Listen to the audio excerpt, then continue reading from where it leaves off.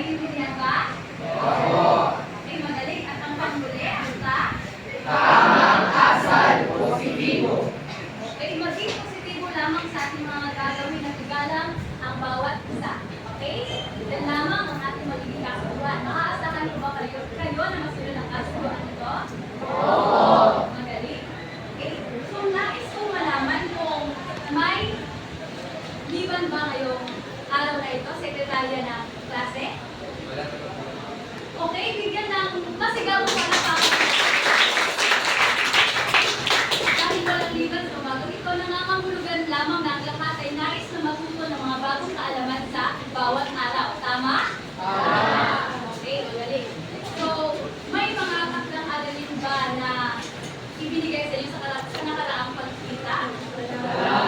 Okay, kung gayon, kaugnayan sa ating takdang aralin, sino ang nakakaalala sa paksang ating tinalakay sa nakaraang pagkita?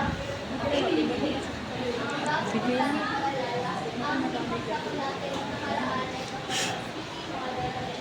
Maaari ko bang magbigay ng iyong natutunan sa nakaraang paksa? So, ang speaking times ay nagsisibay sa amin ito mas makawaan na ang komunikasyon ay hindi lamang tungkol sa salita, hindi pati sa kultura, sitwasyon, relihiyon at ang relasyon ng mga tao. Napakagaling, bigyan natin ng okay, naalala niyo talaga ang pagpaksa sa ating nakaraang pagkita.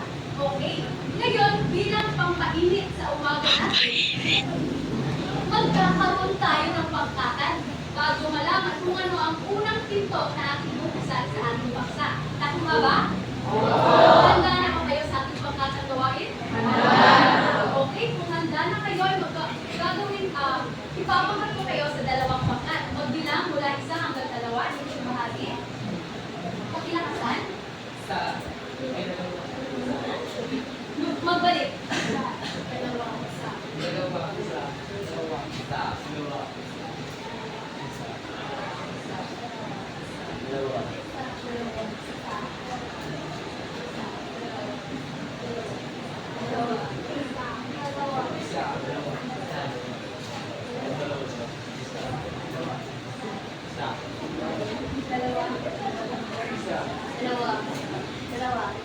Dalawa.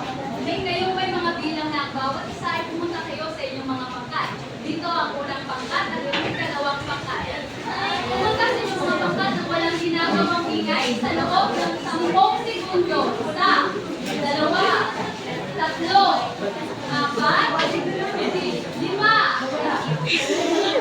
Ayun, tanaw mo. walang ginagawang ingay. 6, 7, 8, 10.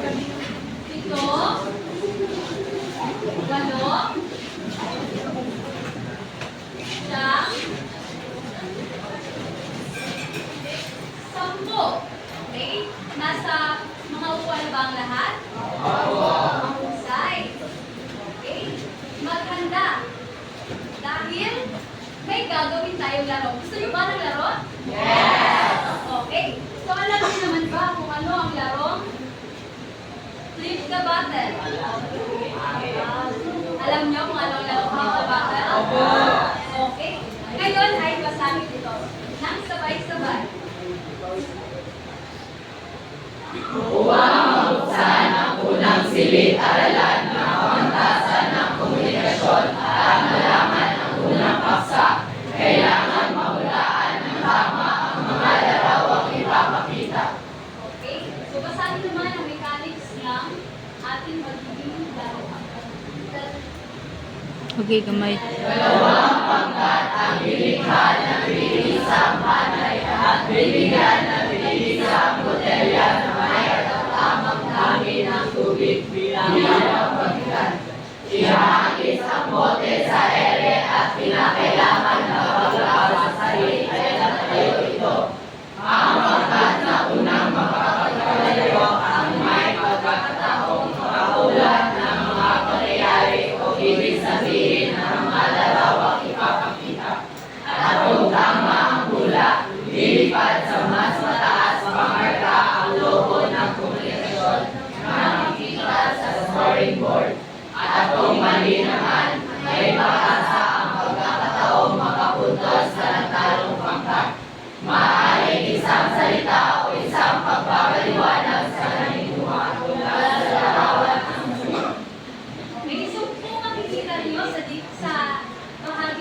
nandito ang ating scoring board. May dalawang logo ng komunikasyon para sa pangkat isa at logo ng komunikasyon para sa pangkat dalawa.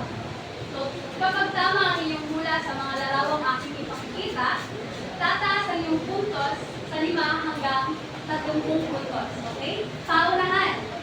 Maging kompetitibo. Okay? Sunod. Para magbabasa. Maging palaban sa tamang paraan. Ang pangkat na may pinakamataas na puntos hanggang matatusan ng klase ay may karapatang papremyong matatanggap sa huli. Okay? Okay, so, pipili lamang ako ng 5 mag-aaral sa bawat pangkat. Ikaw? Okay. Magmali pa po kayo. Ikalawa. 3. 4.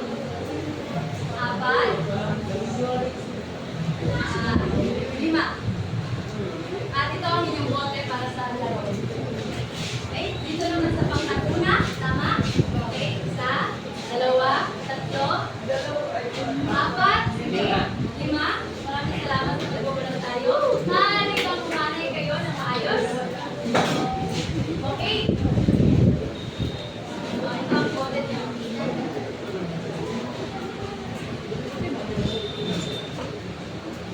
Okay. So magsisimula ang ating laro. Handa na ba? Handa na ba? Okay. So pag matapos, doon sa huli naman. Okay. Tapos masusunod-sunod na. Okay. Flip the bottle. Go.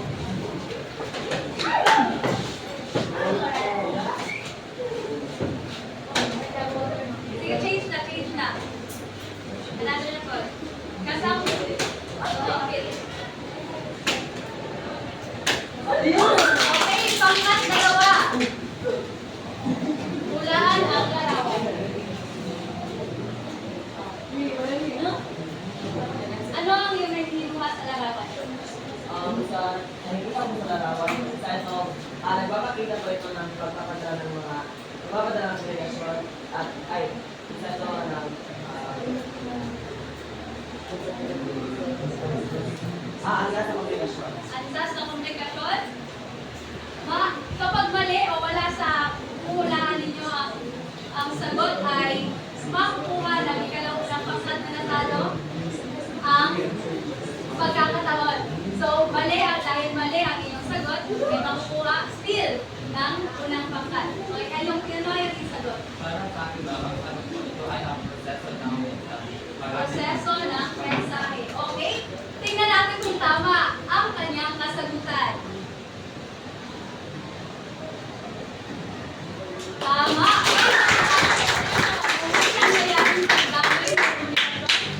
Mula sa pinagmulan ng mensahe, tungo sa tumatanggap ito. So may isang, ang tataas na sa 5 puntos, ang pangkat, 1. Okay. Sige. Flip the bottle.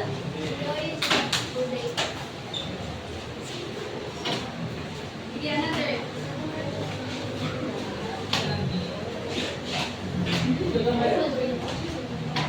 Correct na. Sige, another. Go! Pangkat na. Hulaan ang larawan.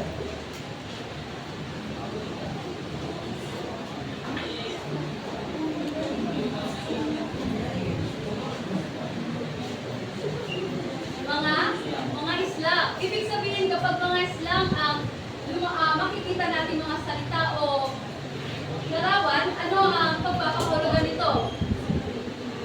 Ang komunikasyon ay balbal. Ang maaari natin may pasok na yung mga sagot sa dinamiko o nagbabago mga balbal at mga Islam.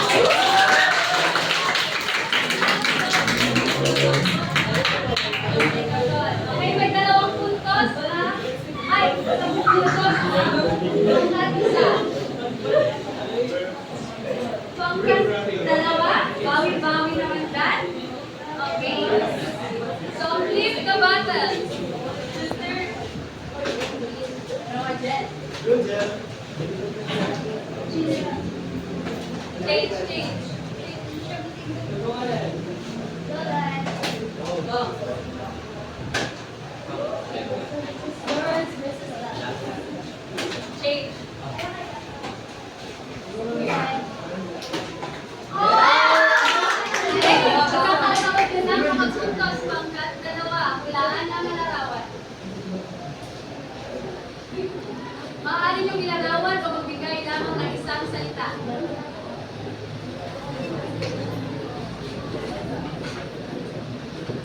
No.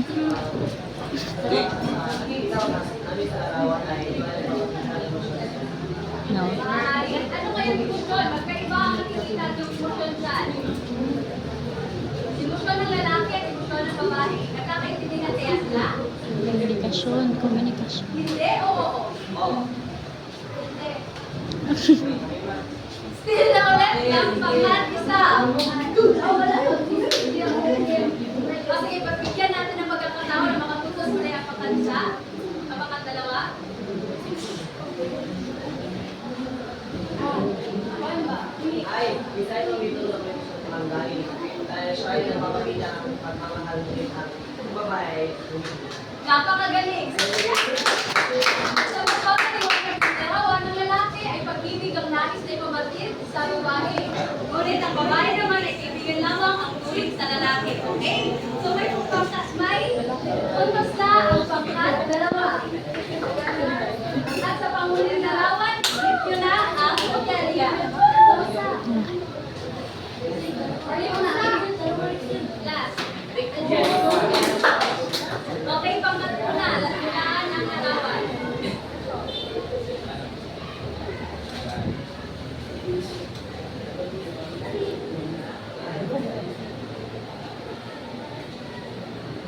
Meron ba? Sige, magbilang hanggang isa. Hanggang lima. Sa sagot ko Isa. naman ay hindi mawawala ang komunikasyon dahil sa sarili pa lang natin ay meron na tayong komunikasyon. Sa tingin niyo ba, tama ang kasagutan nila? Sige nga. Tingnan natin.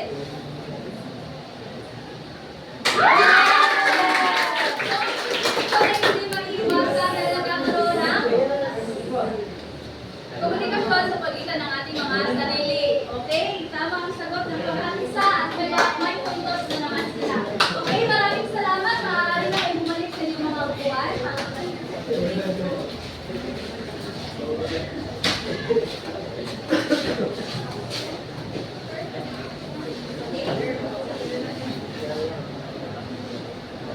So, pagbati sa mga nagwagi, bigyan natin ng barangay club ang bawat isa.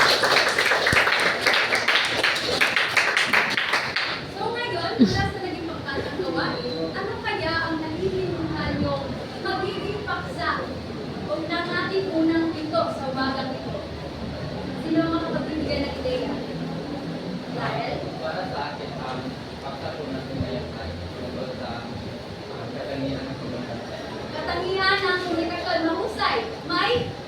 May punto ka sa iyong sagot. Mula sa pangkat, sa okay, bigyan ng tatlong bagsak ang inyong kaklase. Pakilakasan naman, tatlong bagsak. Okay, so magiging taksa natin sa umaga nito ay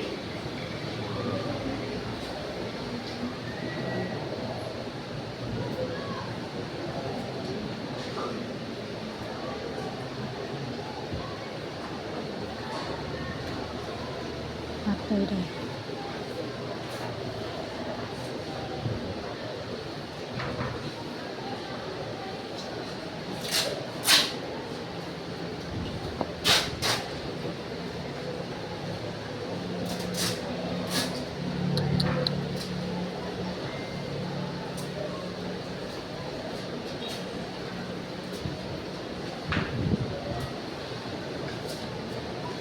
okay, pakibasa ng sabay-sabay.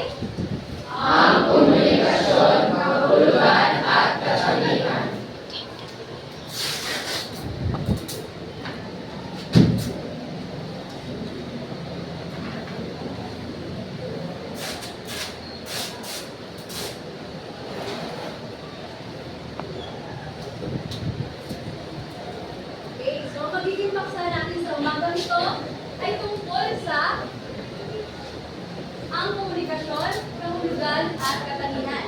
Okay, so ngayong alam niyo na ang ating magiging paksa, ay alam ko may mga nanitinuhan na kayong mga katanungan riyan sa inyong kaisipan.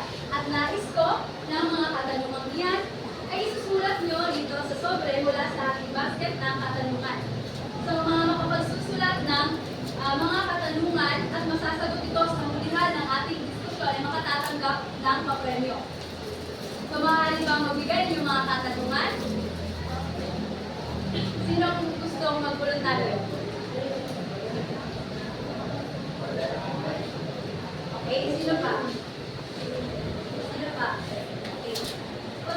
nyo magsulat ng inyong katanungan, ay i-paste ang inyong mga sobre dito sa puno ng komunikasyon. Nandito ang ating link. Okay, pakibilisan.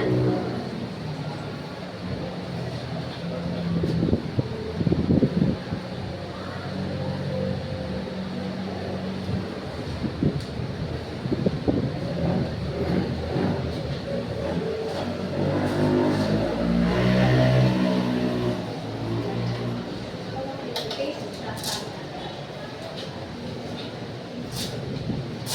sa pangalan.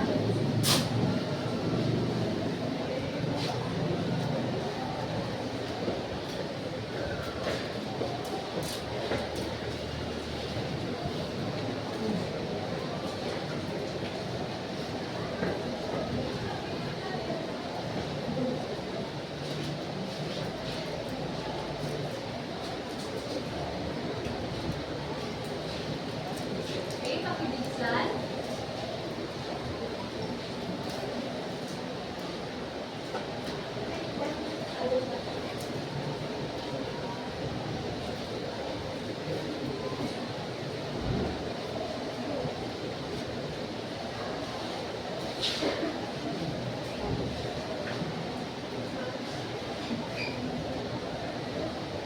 Okay, maraming salamat sa mga nagbigay ng inyong mga katanungan. Ang mga katanungan yan ay babalikan natin sa pagtatapos ng ating diskusyon. Nawa ay masagutan ninyo sa mga natutunan ninyo sa ating talakayan. Okay? Okay. So nakakaramdam ba kayo ng init? Malansangan, hindi ba? Okay, bakit hindi natin buksan ang bintana ng ating layunin para sa paksa ng ating talakayan sa umagang ito? Okay, pakibasa lang sa sabay-sabay.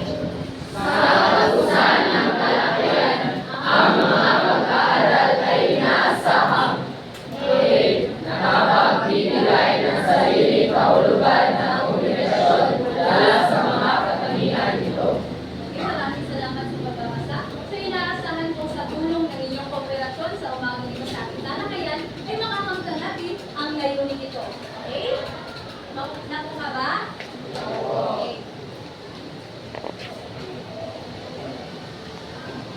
Okay, so muli ay magkakaroon tayo ng palaro sa pagsisimula ng ating diskusyon.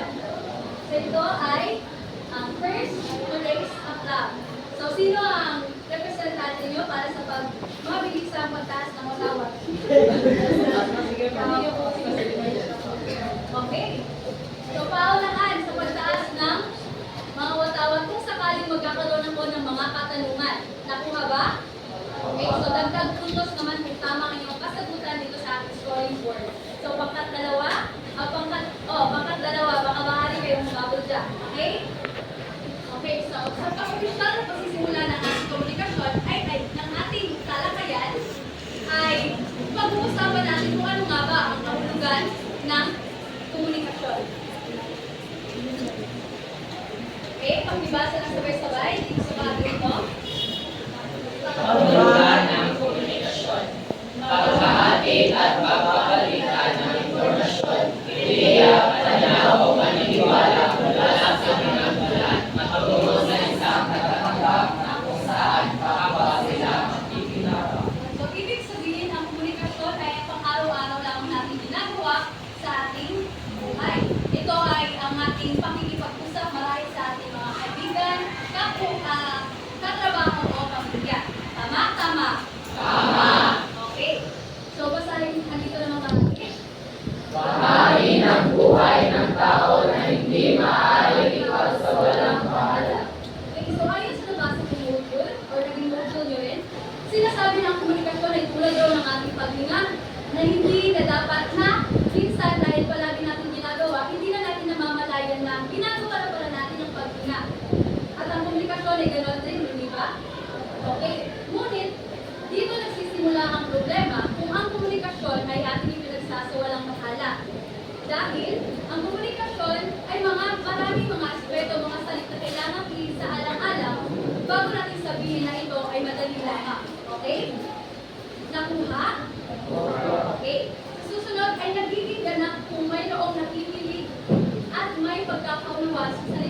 ginagamit kapag nagkakaroon ng komunikasyon. Okay, bilang katanungan, ihanda ang mga batawan. Bakit o kailan nangyayari na nagiging ganap ang isang komunikasyon? Okay, so ang unang nakapagtaas ng watawat ay ang pangkat 2. Sino ang sasagot? Kapag matagal ang pagsagot, ay maaari yung bilangan ng 1 hanggang 5 ang pangkat.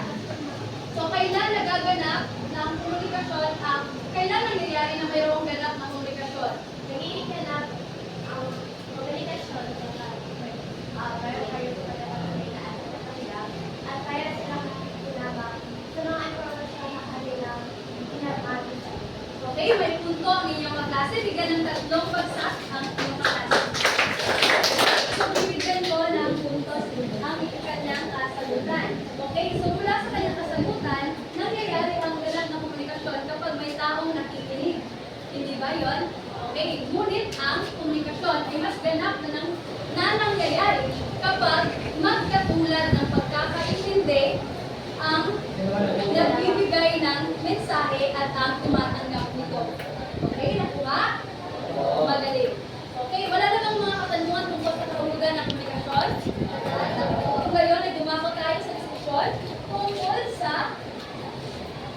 6 na katangian ng komunikasyon. Okay, magsimula tayo. Pakibasa na sabay-sabay. Ang komunikasyon Sana ay lang isang ito, kamutan na proseso. lang kung natanawan. May mga sabab na kailangan gamitin upang maging matagumpay. Sabi lahat. Nagsisimula sa tagapagsalita na lumikha ng ideya. Ang ideya ay pinadadala sa pamamagitan ng daluyan. Ang tagatanggap ay umuunawa sa mensahe ayon sa kanyang sariling Perception of frame of reference. So, sinasabi ang komunikasyon ay isang proseso. So, nagsisimula ito sa tagapagsalita o ang mensahero.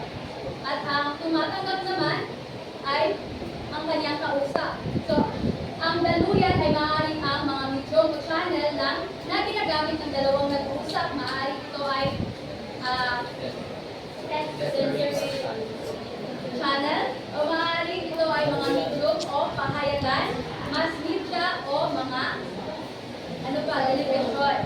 Okay, so yun. So, ilan lamang ito sa mga sangkap ng komunikasyon. So, may mga ito pang sangkap ng komunikasyon na kailangan natin isaalang-alang kapag pinag-uusapan ang komunikasyon o nangyayari ang komunikasyon. Okay? Ang ikalawa ay pakibasa na sabay-sabay. Ang komunikasyon ay dinamiko. Nagbabago depende sa sitwasyon, taong sangkot, lugar o panahon.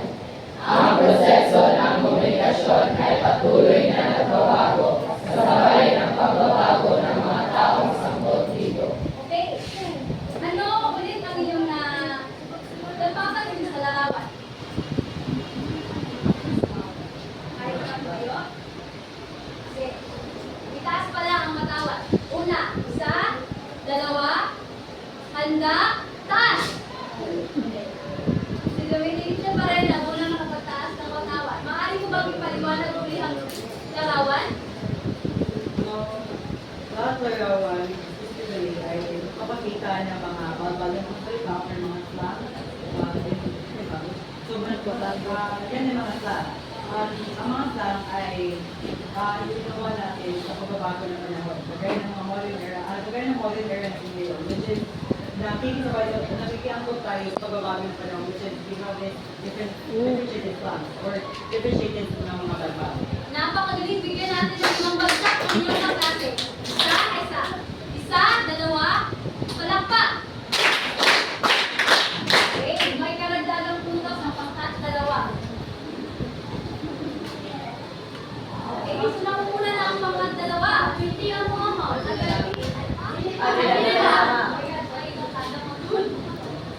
Okay. So, isang pagtaas na lamang ng loko at Antay na. malapit ang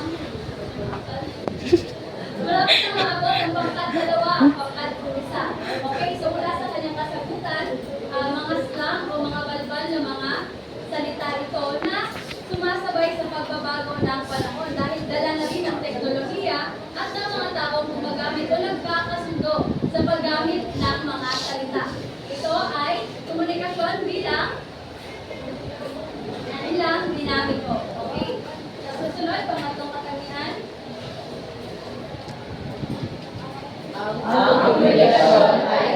delikado. May mga salita na maaaring magdidaan ng miskomunikasyon.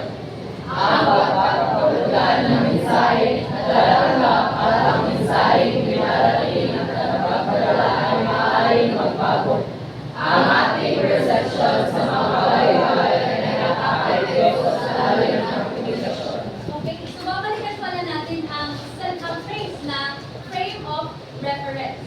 So ang frame of reference ay psikolohiyang konsepto ng pananaw ng isang individual. So ito ay maaaring kasasakutan ng kanyang pinanggalingan, ng kanyang kulturang pananaw, at ng kanyang mga iba't iba pang paniniwala. So ibig sabihin na isang tao ay may ang mga tao ay may iba't ibang identidad. Kaya nasa tagatanggap ang obligasyon na magbigay ng kahulugan. Maraming salamat. Magbigay ng kahulugan sa mensahe kanyang tinatanggap. At kapag hindi tama ang kanyang pagpapakahulugan sa nagbibigay ng mensahe, dito nagkakaroon ng miskomunikasyon. At dito nangyayari na kung bakit ang komunikasyon ay komplikado. Nakuha ba? Okay, wala bang katanungan? Okay. So susunod. Muli ba sa akin? Mensahe ang pinapadala at tinatanggap sa komunikasyon, hindi ang kahulugan. Okay. Ang sariling persepsyon ng tagatanggap, gamit ang kanyang kultura pinagbibilangan, ay maaaring maging sarik na makaka-epekto sa kanyang paglapad ng kahulugan sa mensahe. Ang pagbibigay kahulugan ay nakasalalay pa rin sa tagatanggap at ang tanging madarasal na lamang niya ay maunawaan ito ng tagatanggap na ayon sa kanyang itinais upang maiwasan ang miskomunikasyon. Okay, so naging paulit-ulit lamang ang pagpapaliwanag ko. So ngayon, maaari bang itaas ang patawat upang marinig ko ang bawat ideya ng pangkat tungkol sa katangian ng komunikasyon ito. Okay? Isa, dalawa, taas! Okay, so ang pangkat dalawa naman ang magbibigay ng pangkat isa naman ang magbibigay ng kanilang ideya. So, para matagagian ng mensahe ang pinadadala at tinatanggap sa komunikasyon, hindi ang kahulugan. So, sa tagapaghatid ng mensahe, so kung gusto niya na maipaparating niya ang mensahe na kanyang tinutukoy sa tagatanggap, kailangan siyang pumupilit na exact words na kanyang gustong iparating para maiwasan raman, hindi may magkakaroon. At maintindihan ay para maiwasan ang gustong at naiintindihan sa tagatanggap. Okay, so maaari bigyan natin ng tatlong bagsak at iyong kaklase. Okay, sa pangkat isa. Tama? Okay. So maaari ko naman bang marinig ang ideya ng pangkat dalawa? So people around the world have Maaari different bang sumagot? Makapagbigay ng another, wala sa likod. Wala sa likod. Sige. Naipaliwanag ko naman ito mula sa ibang mga katangian. Maaari mo na lamang i-ugnay. So, ang aking pagpapintindi mula sa mensahe ang pinapadala at tinatanggap sa komunikasyon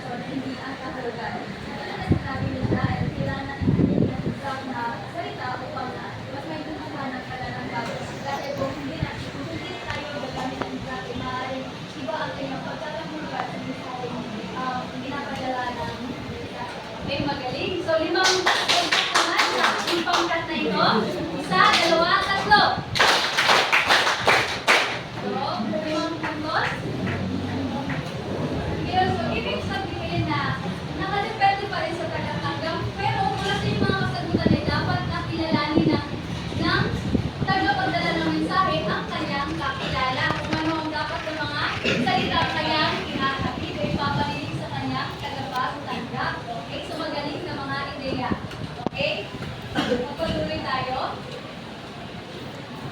Okay. Pakibasa muli ng sabay-sabay. Hindi maaaring iwasan ang komunikasyon. Nasa paligid mo lang ang komunikasyon at kailangan hindi maiiwasan. Nagkakaroon ng komunikasyon sa pagitan ng isang tao at ng kanyang sarili. Okay, so nagkakaroon raw ng komunikasyon kahit na hindi kinakailangan na makipag-usap tayo sa ibang tao. Sapagkat, maaari tayo magkaroon ng komunikasyon sa ating mga sarili. Okay, sino hindi na kinakailangan ng matawag, kailangan ko lamang namili ng mga ideya? Sino ang makapagbibigay ng halimbawa na nakikipag-usap tayo sa ating mga sarili? Okay? Hindi maaaring iwasan ang komunikasyon dahil wala kang kesme or wala kang kausap. Ikaw ay nakakagawa ng komunikasyon kung makikita niyo. Pag-iisip kung ano ang iyong susunod bukas, kung ano ang iyong gagawin mamaya. Oh, okay.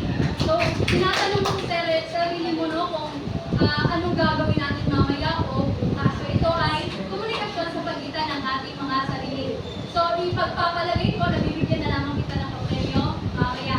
Okay, hanapin yung mga katanungan sa individual na papremyo. Okay? Sa susunod naman ng katanungan. Okay? Ito na ata ang paumuli. Makibasa na sabay-sabay. May dalawang mensahe sa proseso ng komunikasyon. Mensaheng pagkilalaman, tumutukoy sa mga salitang binibigkas ng taong nagsasalita. Mensaheng relasyonal, tumutukoy naman sa di-verbal na mensahe at pag-relasyonal na nagpapalipati ng iyong damdamin sa taong kinakausap. Okay? Maraming salamat sa pagbabasa. So, ang mensahe pangkilalaman ay kung ano ang iyong ginagamit na salita. Tama? Kung ano ang mga salita lumalabas sa iyong bibig. Ang mensahe relational naman ay ang iyong kilos. Kung paano mo ginagawa ang kilos na nakabatay din sa iyong mga sinasalita. Okay, halimbawa, namatayan ang iyong kaklase.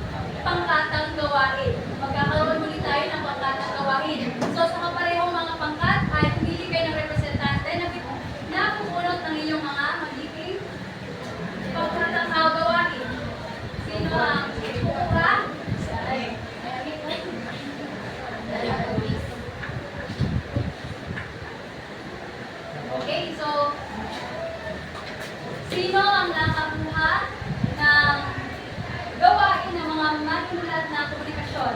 Okay, ang pangkat. Pangkat, 2. Isa. At ang mga makata ng komunikasyon naman ay nakuha ng pangkat. 2. Okay, pakibasa ng gawain pangkat 1. Pangkat 1. Sumulat ng isang salaysay tungkol sa inyong sariling pagpapakahulugan sa kung ano ang komunikasyon. Base na rin sa mga kasalitan na talakay nila. Okay, nakuha ba ang ano to? Okay, pangkat 2. Gumawa ng isang maikikila-kilaan na napapakita ng inyong pag-unawa sa komunikasyon. Komunikasyon ang katangian ng komunikasyon. Okay, so may 2 Manila paper ako ibibigay sa inyo para sa gawain.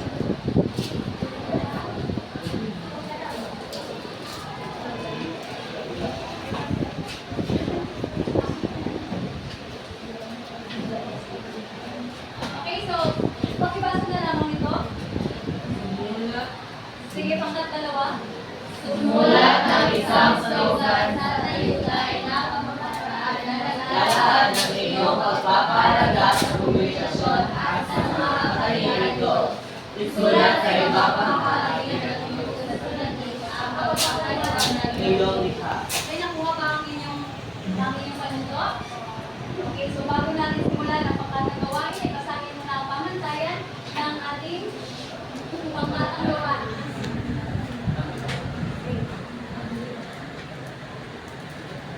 Basahin ang sabay-sabay. Pamantayan.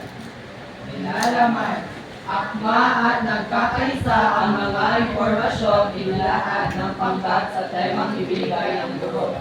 Oras, natapos ang gawain ayon sa tinalagang oras. Pagtutulungan, bawat miyembro ay Kitaan ng nakatulungan mula umpisa ng gawain hanggang sa ito'y matapos. Pagkamalikhain ng presentasyon, ang mga parehas sa paraan ng presentasyon ay nakawimili at nakasabi ayon sa ating ng mga salita. Okay. Tapos na ba? So, ang pinakamataas na puntos na maaaring ninyong makuha ay 5 at ang pinakamababa ay 1. Naiintindihan ba ang pamantayan? Napakahalaga na yung presentasyon, ha? Kailangan maging kawili-wili ito. Okay?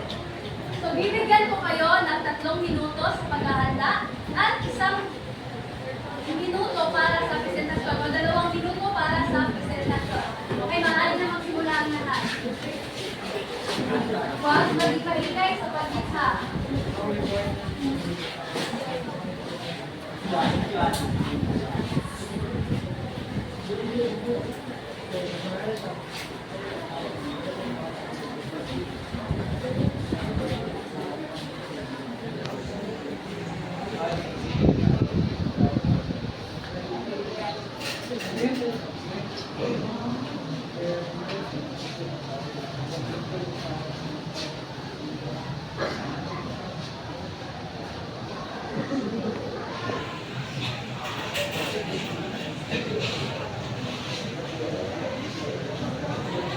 Ang unang magpresenta ay ang unang pangkat. Okay. Sige, sino ang magpresenta? Maaaring 1 o hanggang 3 tagapagpresenta ang umarito sa gitna, sa harapan.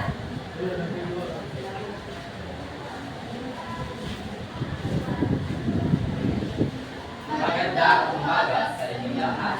Kami ang pangkat 1.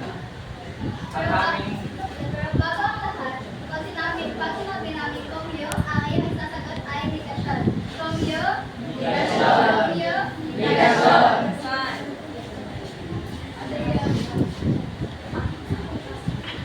ang aming gawain ay sumulat ng isang salaysay tungkol sa kahulugan ng Sumunod na isang salaysay tungkol sa inyong sarili at magpapakahulugan sa kung ano ang komunikasyon. Base na rin sa mga kagagutan na talakay sa klase. So, ang komunikasyon. Ito ay ang proseso na hindi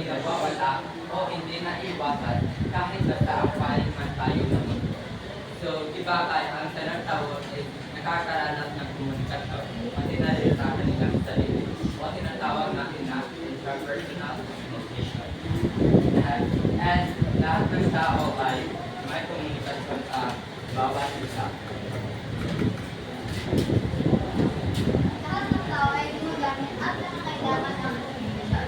Kagaya ng kami mga araw-araw na buhay ay hindi talaga nawawala ang komunikasyon. Kahit sa sekreto ang ipagkukulang lamang sa ating kapwa, ayan ay isang halimbawa na ng komunikasyon. Kapag wala ang komunikasyon, maaaring magdulot ito ng gulo, hindi pagkakaintindihan at hindi pagkakaunawaan ng bawat individual.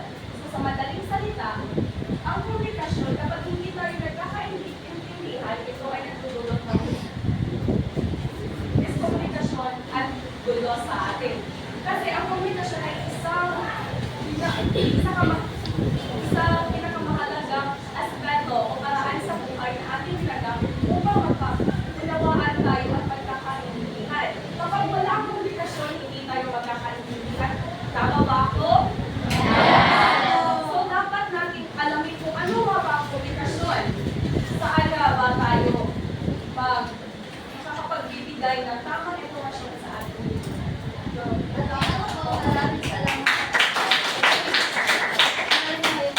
Maraming salamat yung presentasyon, pangkat isa. Okay, bigyan lang natin ng tablado sa pangkat 2.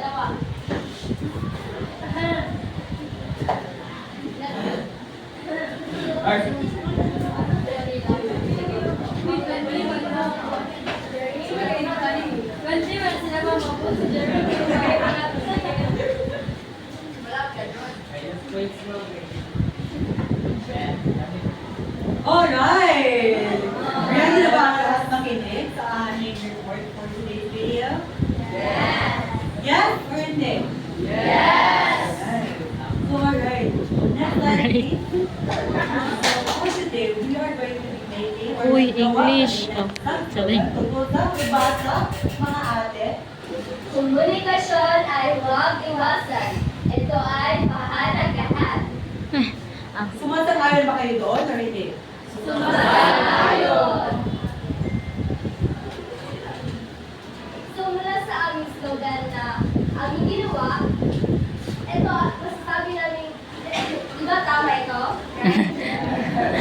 So, ang komunikasyon ay hindi maiwasan. Ito, Bakit? validation. Dahil ang komunikasyon ay nangyayari kahit sa ating sarili o kahit saan tayo magtungo. Komunikasyon sa papunta, paaralan, pag-ibigay mo sa iyong mama, pag-bili mo kung meron sila pinag, pag-bili mo kung ano ang iyong susuotin, papunta eskwelahan, at Dahil ang komunikasyon ay mula batanes hanggang ulo. Kaya hindi natin maiiwasan ang komunikasyon.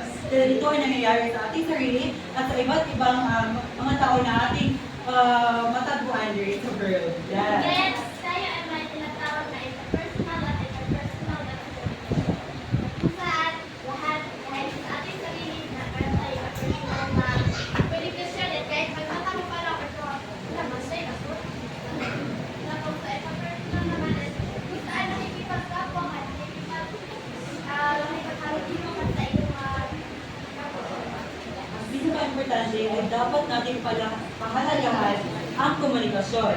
Dahil ito ay pinaka-importante na aspeto sa ating buhay. Dahil kung wala ang komunikasyon, hindi tayo nakakapag-usap sa mga tao sa ating kapaligiran. Hindi natin naiintindihan ang mga pangyayari at bagay-bagay na nangyayari dito sa ating nation or sa ating mundo. pag wala ng issue, wala tayong magkakasyon. Yes. Yes. Okay, bigyan na muli natin ng palakpak. Okay, sa pagpupuntos sa pangkat 1. So, binigyan ko ng 5 puntos para sa kanilang ilalaman sapagkat naging puno ng impormasyon ang kanilang ibinahagi sa laysay. Sa oras naman, natapos nila sa takdang oras ang kanilang gawain. Kaya 5, pagtutulungan, nakita ko naman ang kooperasyon ng bawat isa. At pagkamalikhain ng presentasyon, so nagkaroon sila ng introduction dito sa unahan. Okay? Nagkaroon pa ng interaction sa inyong sa kanilang mga klase. Okay? Kaya binigyan ko rin ng 5. So may sa kabuuan, 2 puntos, binibigyan natin ng para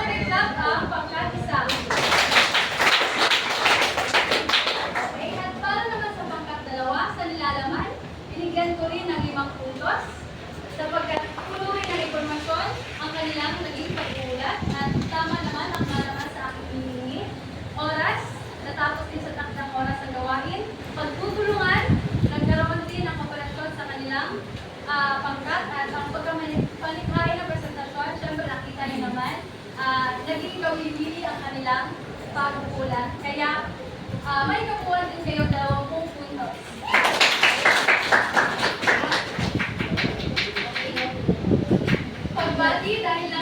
Pagbati dahil natapos nyo ang pangkatang gawain. At ngayon naman, upang mas masukat ang inyong kaalaman sa ating naging talakayan, ay magkakaroon tayo ng pagbabalik sa mga katanungan inyong ibigay sa ating talakayan. Okay? So, sino ang kukuha ng katanungan ito kanina para sa individual na premyo? Pakibasa, sagutan.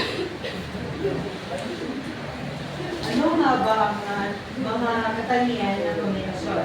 At paano natin ito magamit sa pang-araw-araw? So, maraming mga katangian ng komunikasyon. At hindi ko na yung i-isa-isahin. Then, alam niyo na. Tapos, ano nga ba ang gamit nito sa pang-araw-araw nating buhay? So, ang mga katangian ng komunikasyon ay pinakailangan natin sa pang-araw-araw dahil kung wala ito at hindi natin ito alam or hindi natin ito inalam, hindi tayo maaari makipag-communicate with others. Tapos hindi tayo updated towards the happening in our surroundings. So gaya na lamang sa nangyayari natin ngayon. We have a very massive issue that is running around our country right now, which is the corruption. Tapos kung wala tayong, hindi natin isasabuhay ang katangian ng komunikasyon, hindi tayo makakapag-cooperate towards that happening, towards the massive revolutionary act towards the people, towards the government. So, dahil sa katangian ng komunikasyon, tayo ay nakapag-intindi at tayo ay nakakapag-cooperate, nakakapag-isa sa ating bansa. Okay, napakahit na. Very well done. May preview ka para mamaya. Okay, sino naman ang nagsulat dito? Okay. Ano ang importansya ng public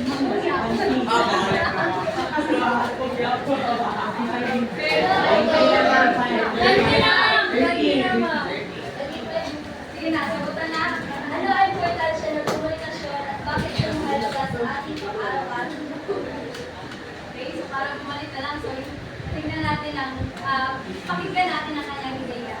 So ano ang importante ng komunikasyon? Gaya na sa aming slogan, ang komunikasyon ay hindi maiwasan. Pagkat kung iiwasan mo ang komunikasyon ay maaaring magkaroon ng gulo o problema sa ating kapaligiran o sa problema sa iyong sarili o problema mo sa ibang sa kahit sino. Kaya ito ay importante. At bakit ito mahalaga sa ating pang-araw-araw na pamumuhay? Sapagkat hindi natin maiwan. Mahalaga ito sa pang-araw-araw na pamumuhay upang ikaw ay maging isang mabuting mamamayan sa ating bansa at sa importante rin para sa everyday tuan kay para upang okay na wala namin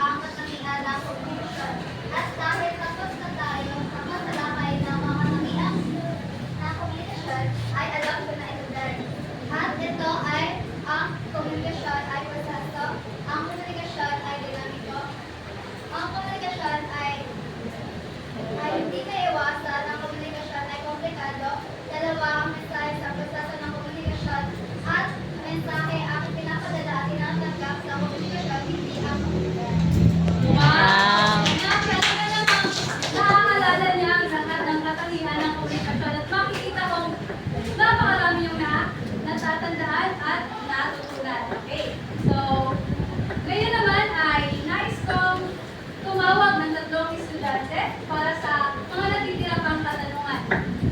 Magbibigay muli ako ng individual na kaplanisyo.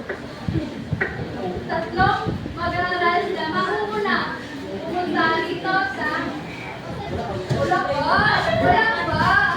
Okay.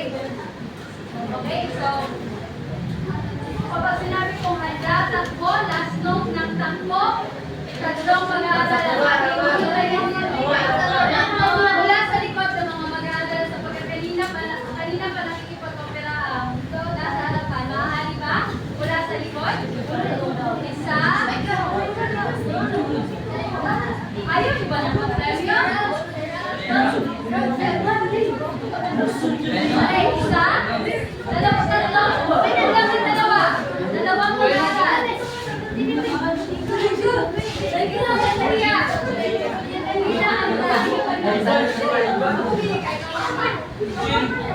Kulang pa ng dalawa.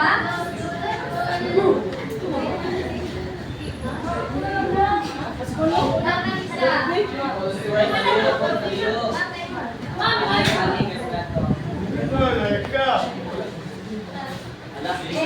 So, pumili na inyong mga katanungan.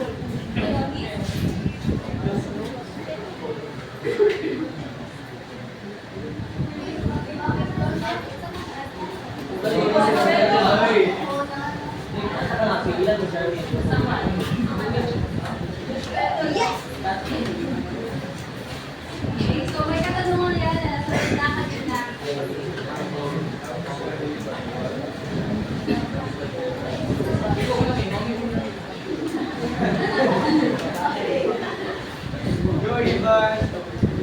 Alin katangian ng publikasyon ang iyong pinaka-gustuhan at alin ang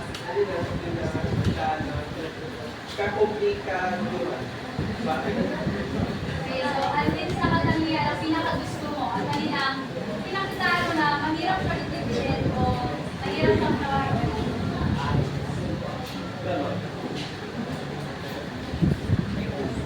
Sa iyong talan? Una ang pinakakailangan mo.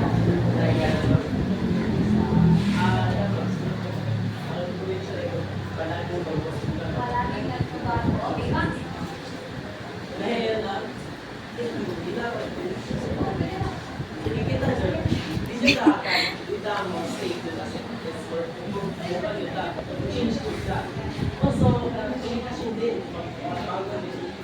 Kumpara ang komunikasyon mo ngayon at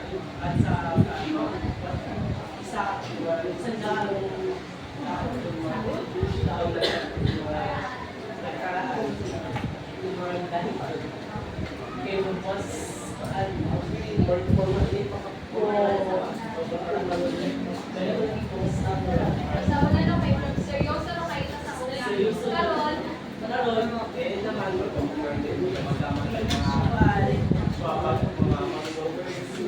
ay ano naman ang katangian ng komunikasyon na pinakitaan mo lang ang komunikasyon?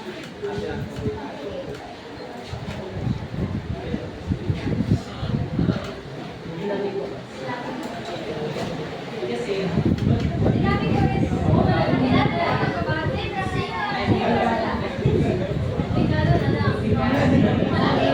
rin, okay, sige, sige. Obrigado mismo.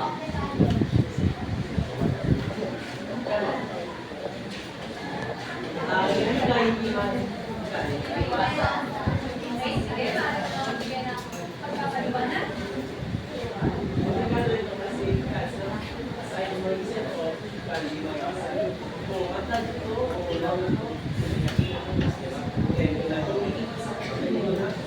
So, sa one, ang komunikasyon ay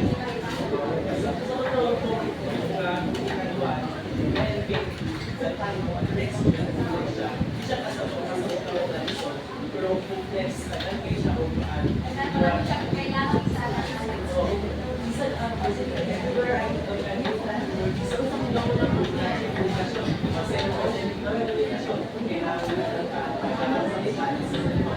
Ay, maraming salamat sa iyo, Bea. Maaari ka na bumuko. Mamaya namin ito. Ay, sa susunod na katanungan. Ano ang mga katanungan? Ang komunikasyon ng ating kinalakay. Okay?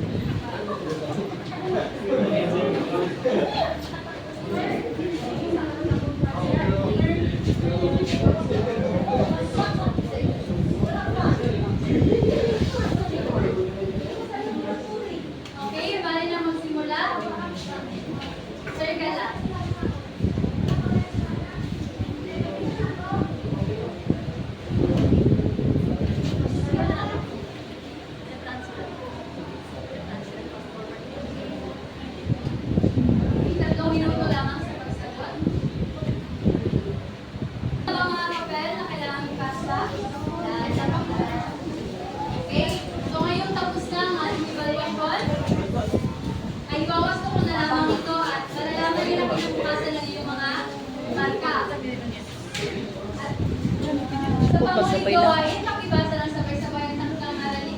Takdang aralin.